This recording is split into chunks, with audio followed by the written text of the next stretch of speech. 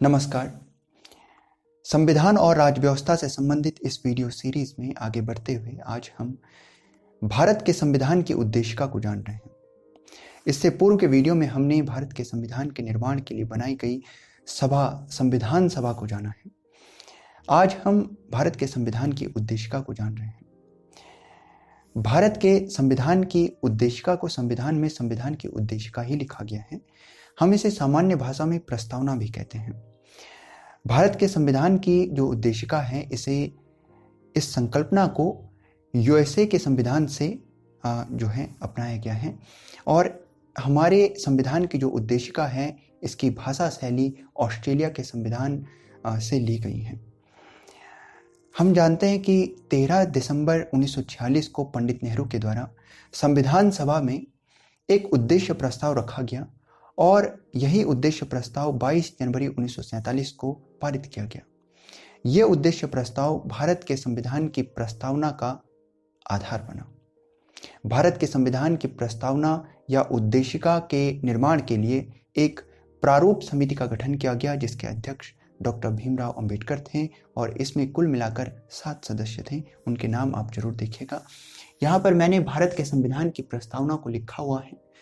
हम भारत के लोग भारत को एक संपूर्ण प्रभुत्व संपन्न समाजवादी पंथ निरपेक्ष लोकतांत्रिक गणराज्य बनाने के लिए तथा इसके समस्त नागरिकों को सामाजिक आर्थिक राजनैतिक न्याय, विचार अभिव्यक्ति, विश्वास, धर्म और उपासना की स्वतंत्रता, प्रतिष्ठा और अवसर की समता तथा इन सब में व्यक्ति की गरिमा और राष्ट्र की एकता एवं अखंडता को सुनिश्चित करने वाली बंधुता को बढ़ाने के लिए दृढ़ संकल्पित होकर अपनी इस संविधान सभा में आज तारीख 26 नवंबर 1949 ईस्वी मिति मार्गशीर्ष शुक्ल सप्तमी संवत 2006 को एतद द्वारा इस संविधान को अंगीकृत, अधिनियमित और आत्मार्पित करते हैं।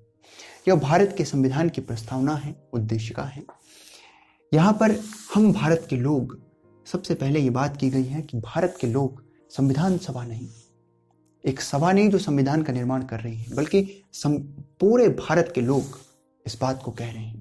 पूरे भारत के लोग इस बात को अंगीकृत कर रहे हैं, अधिनियमित कर रहे हैं, आत्मार्पित कर रहे हैं। तो भारत के लोग इस बात को कह रहे हैं कि वे भारत को एक संपूर्ण प्रभुत्व संपन्न समाजवादी पंथ निरपेक्ष लोकतांत्रिक गणराज्य बनाना चाहते हैं। तो ये भारत के लोग जो हैं वो कह रहे हैं कि वो भारत को कैसा बनाना चाहते हैं, संपूर्ण प्रभुत्व संपन्न समाजवादी पंथ निरपेक्ष लोकतांत्रिक गणराज्य बनाना चाहते हैं। तो ये भारत के लोग यहाँ पर घोषणा कर रहे हैं कि हम भारत को, उसके शासन के स्वरूप को कुछ इस प्रकार देखना चाहते हैं। इसके बाद यहाँ आगे बात की गई है कि नागरिकों को सामाजिक, आर्थिक और राजनीतिक न्याय दिलाया जाएगा। तो न्याय की बात की गई है, 3 प्रकार के न्याय की बात की जा रही है, सामाजिक न्याय, आर्थिक न्याय और राजनीतिक न्याय। कहा गया है कि इसके समस्त नागरिकों को 3 प्रकार के न्याय की बात की गई है, सामाजिक, आर्थिक और राजनीतिक न्याय की बात की जा रही है। इसके साथ ही यहाँ पर विचार अभिव्यक्ति, विश्वास, धर्म और उपासना की स्वतंत्रता, 5 प्रकार की स्वतंत्रता की बात भारत के संविधान की उद्देशिका में की गई है। वह है विचार अभिव्यक्ति, विश्वास, धर्म और उपासना। 5 प्रकार की स्वतंत्रता भारत के संविधान की उद्देशिका में बताई गई है भारत के नागरिकों के लिए। 2 प्रकार की समता, प्रतिष्ठा और अवसर की समता की बात की गई है। प्रतिष्ठा और अवसर की समता की बात की गई है भारत के नागरिकों के लिए। यहाँ पर इसके अलावा कुछ बातें और की गई हैं जो संविधान के उद्देश्य के तौर पर हैं कि संविधान का उद्देश्य क्या है। देखिए, यहाँ पर व्यक्ति की गरिमा की बात की गई है, यहाँ पर राष्ट्र की एकता और अखंडता की बात की गई है और बंधुता की बात की गई है। तो ये संविधान का उद्देश्य है और ये सब बातें संविधान का उद्देश्य है। इसके अलावा यदि आप देखें तो इस उद्देशिका में हम देख रहे हैं 26 नवंबर 1949 यानी भारत के संविधान को अधिनियमित करने की जो तिथि है वह भी यहाँ पर वर्णित की गई है और भारत के लोग इसे अंगीकृत कर रहे हैं, अधिनियमित कर रहे हैं, आत्मार्पित कर रहे हैं 26 नवंबर 1949 इस तिथि को। तो देखें, इस प्रकार से भारत के संविधान की उद्देशिका से जो कुछ बातें निकल कर सामने आ रही हैं, जो कुछ हमने यहाँ पर देखा, उसमें हम कुछ इस प्रकार से यहाँ नोट कर सकते हैं।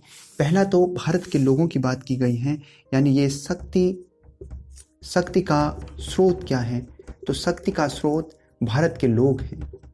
भारत के लोग, इस संविधान में जो कुछ व्यवस्था दी गई है, जो सरकार इससे निकल कर आएगी, इसमें जो कुछ व्यवस्था दी गई है उसका स्रोत जो है, उसकी मूल शक्ति जिसके पास है वो भारत के लोग हैं। तो भारत के लोग ही इस बात को कह रहे हैं, वही इस संविधान को अधिनियमित भी कर रहे हैं, अंगीकृत भी कर रहे हैं और आत्मार्पित भी कर रहे हैं।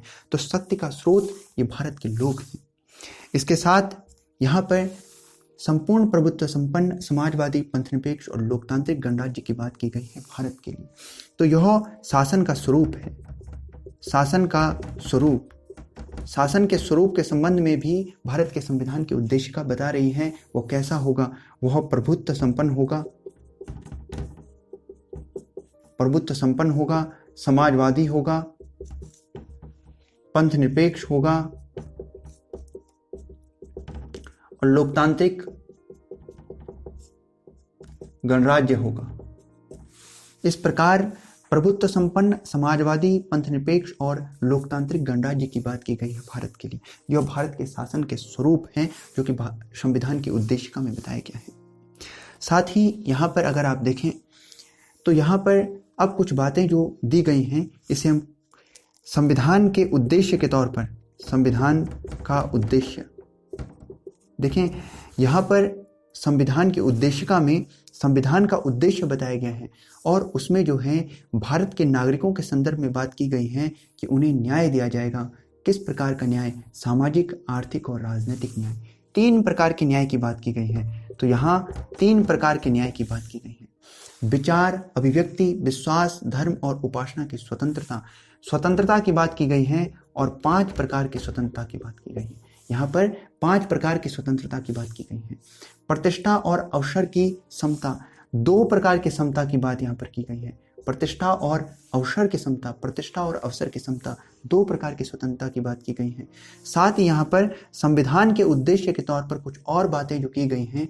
देखिए यहाँ पर कहा गया है व्यक्ति की गरिमा, व्यक्ति की गरिमा, व्यक्ति की गरिमा।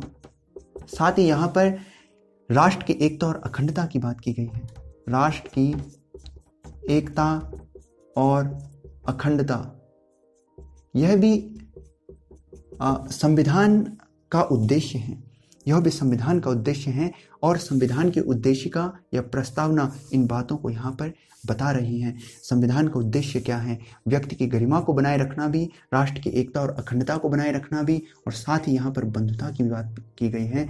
तो बंधुता की बात भी यहाँ पर संविधान के उद्देश्य के तौर पर बताई गई है। तो आप देखें संविधान का उद्देश्य, यहाँ पर 3 प्रकार के न्याय की बात भारत के लोगों के लिए की जा रही है, भारत के नागरिकों के लिए की जा रही है। स्वतंत्रता, 5 प्रकार की स्वतंत्रता, 2 प्रकार की समता और साथ ही व्यक्ति की गरिमा, राष्ट्र की एकता और अखंडता और बंधुता की बात यहाँ पर संविधान के उद्देश्य के रूप में संविधान की उद्देशिका में, प्रस्तावना में बताया गया है। अगर आप देखें व्यक्ति की गरिमा, एक गरिमा शब्द जो है इसकी व्याख्या खूब विस्तार से की जा सकती है।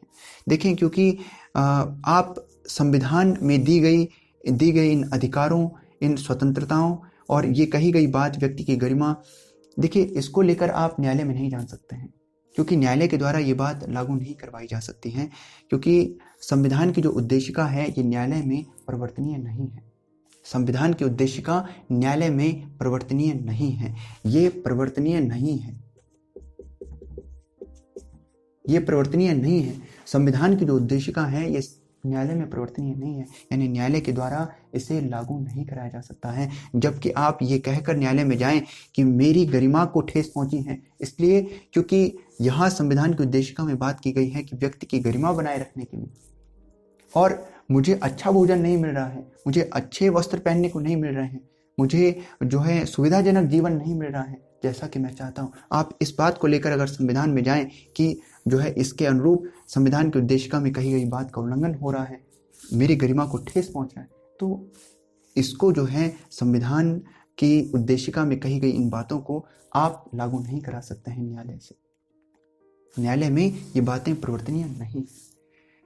तो कुल मिलाकर ये जो बातें की गई हैं यहाँ पर, ये हमारे जो संविधान निर्माता थे उनकी दूरदृष्टि कि भविष्य में हम इन सब जो है स्वतंत्रताओं को, इन सब समताओं को और इन सब उद्देश्यों को संविधान से हम प्राप्त करेंगे। हम भविष्य में इन उद्देश्यों को भी प्राप्त करेंगे। जैसे व्यक्ति की गरिमा की बात है, तो हम इस उद्देश्य को भी जो है, इसमें और भी तमाम कुछ चीज़ें हैं, हो सकती हैं, जोड़ा जा सकता है, तो उन्हें भी हम प्राप्त करेंगे। तो यह उनकी दूरदृष्टि को भी यहाँ पर बताता है। तो इन कुछ बातों को जो यहाँ पर दी गई हैं, वे कहीं ना कहीं यह भी हैं कि उन्हें जो है आने वाले भविष्य के लिए एक जो है लोगों, भारत के सरकारों को और जो है भारत के लोगों के लिए, भविष्य के लिए एक दूरदृष्टि को भी यहाँ पर बताया गया है, रखा गया है। तो यह भारत के संविधान के उद्देशिका कुछ इस प्रकार से हैं। इसके अलावा यहाँ पर एक तिथि दी गई है 26 नवंबर 1949। तो भारत के संविधान की उद्देशिका संविधान के अधिनियमन की तिथि भी बता रहा है, अधिनियमन की तिथि भी बता रहा है। यह है 26 नवंबर 1949 या मिति मार्गशीर्ष शुक्ल सप्तमी संवत 2006। तो ये जो है आप कह सकते हैं कि संविधान के अधिनियमन की तिथि भी हमारे संविधान के द्वारा बताई गई है।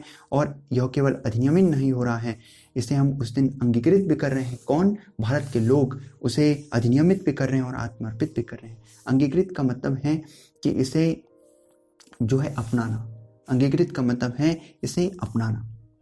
अधिनियमन का मतलब है इनेक्ट, यानी इसको लागू करना।